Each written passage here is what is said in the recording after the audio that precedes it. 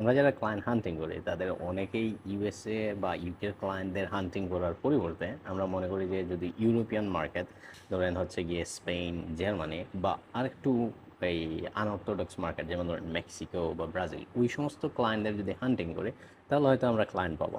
এবং এর পেছনে যে রিজনিং, যে কারণটা আমাদের মাথার মধ্যে কাজ করে বা ধারণা, ওইটা হচ্ছে যে আহ, বাকি যারা আছে সবাই হচ্ছে যে ইউএসএ ইউকে ক্লায়েন্টের হান্টিং করতেছে, অ্যাপ্রোচ করতেছে, সো এটা স্যাচুরেটেড। নাও আমি যদি একটু ডিফারেন্ট মার্কেট লাইক জার্মানি ক্লায়েন্টদের আউটরিচ করি, ওই ক্লায়েন্টদের সাধারণত অন্যান্য এরা অ্যাপ্রোচ করতেছে না। সো এখানে আমার একটা চান্স আছে, কম্পিটিশনটা কম। এবং ওই ধারণা থেকে আমরা সবাই হচ্ছে গিয়ে, সবাই না অ্যাকচুয়ালি অনেকেই চেষ্টা করি যে ইউরোপিয়ান যে ক্লায়েন্ট যারা আছে তাদের আউটরিচ করার। এবং এই যে ধারণা, এই ধারণাটা অ্যাকচুয়ালি আমাদের না, এটা বিভিন্ন মেন্টর আছে, তারা এটা সাজেস্ট করে যে আমার কোর্সে আসো, তাহলে আমি তোমারে কীভাবে ওই ইউরোপিয়ান ক্লায়েন্ট বা ভিন্ন দেশের ক্লায়েন্টের পেতে হয় ইউএসএ ছাড়াও, ওইটা আমি শিখিয়ে দেবো। এবং এই যে স্ট্র্যাটেজিটা বা ধারণাটা, এইটা অ্যাকচুয়ালি ফ্লড একটা ধারণা বা স্ট্র্যাটেজি। এটা একদমই যে ভুল ওইরকম না, ইটস ফ্লড, মানে এটার মধ্যে সমস্যা আছে। কী সমস্যা আমি বলি। নাম্বার ওয়ান যেটা, ওইটা হচ্ছে যে এই কালচারাল ডিফারেন্স। কীভাবে কাজ এইটা আমি বলি। ধরেন ইউএসএর যে ক্লায়েন্ট যেগুলো আছে, ইউএসএ বা ইউকে বা কানাডা, ওই ক্লায়েন্টগুলা অনলাইনে সার্ভিসগুলা এই বিভিন্ন ধরনের সার্ভিস কিনে অভ্যস্ত, দে are use to it. So আপনি যখন মনে করেন ইউটিউব এসছে সার্ভিস, আপনি যখন ক্লায়েন্টে গিয়ে চার্জ করবেন যে $350 বা $450, তখন ওই ক্লায়েন্টটা সে এইটার সাথে ইউজ টু, সে এর আগে ওই রকম বিভিন্ন সার্ভিস কিনছে $400-500 অনলাইন থেকে ইউটিউব রিলেটেড। সো আপনি যখন তাহলে প্রপোজালটা দিবেন, আই মিন ওইটা সে তার কাছে অনেকটা ন্যাচারাল মনে হবে এবং সে আপনার এই সার্ভিসটা কিনতে আগ্রহী হবে। অন দি আদার হ্যান্ড, যদি আপনি এই জার্মানির একটা ক্লায়েন্ট বা ধরেন হচ্ছে মেক্সিকোর একটা ক্লায়েন্টে যদি আউটরিচ করেন, তাহলে হবে কি, সে ডেফিনেটলি ইন্টারেস্টেড হবে, কারণ এর আগে কেউ তারা এরকম অ্যাপ্রোচ করে নাই বা অফার করে নাই। সো সে আপনার সাথে কমিউনিকেশন করবে, আপনার ইমেইলে রিপ্লাই দেবে।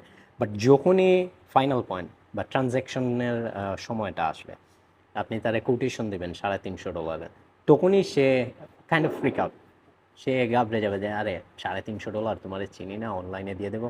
বিকজ তারা ওই অনলাইনে এই সার্ভিসগুলো কেনার সাথে নট ইউজ টু, অভ্যস্ত না।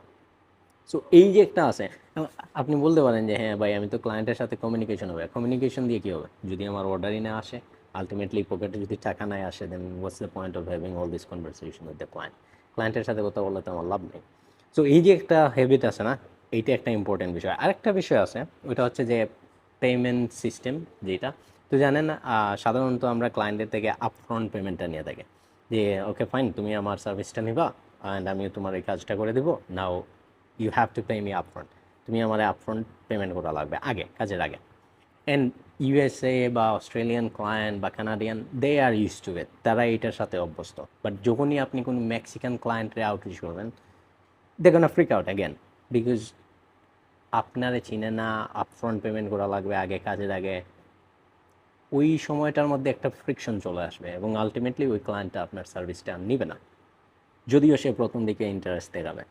সো ওই যে আসে না বিভিন্ন মেন্টররা বলে যে আমি আমার কোর্সে ভর্তি হন বা আমাদের নেক্সট ভিডিও বা মাস্টার কোর্স, ওখানে কীভাবে ইউএসএ ছাড়া অন্যান্য দেশের ক্লায়েন্টদের আউটরিচ করতে হয় এটা দেখায় দেবো।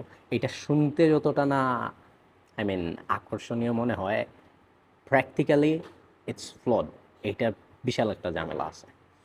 এখন বলতে পারেন যে ভাই, আপনার কথা তো মানলাম, তো ইউএসএ মার্কেট এটা তো স্যাচুরেটেড, এটা সত্য। হ্যাঁ, ইউএসএ মার্কেট স্যাচুরেটেড, সবাই ইউএসএ মার্কেটের আই মিন ইউএসএ ক্লায়েন্টদের এই আউটরিচ করতেছে বা ক্যানাডিয়ান বা ইউকের যে ক্লায়েন্ট। সো এখানে যদি আপনি সুবিধা করতে চান, then you have to kind of go for sub niches. For example, common niches যেগুলা, ধরেন হচ্ছে গিয়ে আপনার এই car dealer, for example I am making it up, okay, just example দিতেছি। কার ডিলার, এটা সাধারণত সবাই যায়।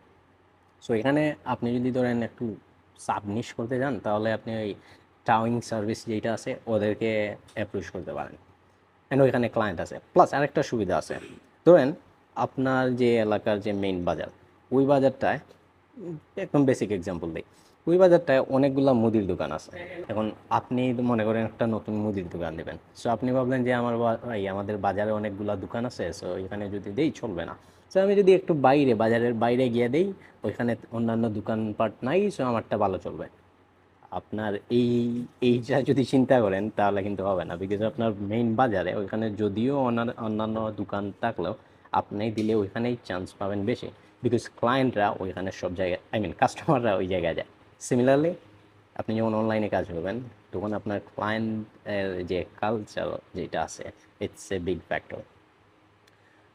সো এইটা মাথায় রাখেন। ওই আহ, ভিন্ন বা ইউনিক কান্ট্রি যেগুলো আছে ওই কান্ট্রির ক্লায়েন্টের বেহুদা আউটরিচ করে সময় নষ্ট করেন না। রিপ্লাই পাবেন হ্যাঁ, but who cares, I need money, I need order, right?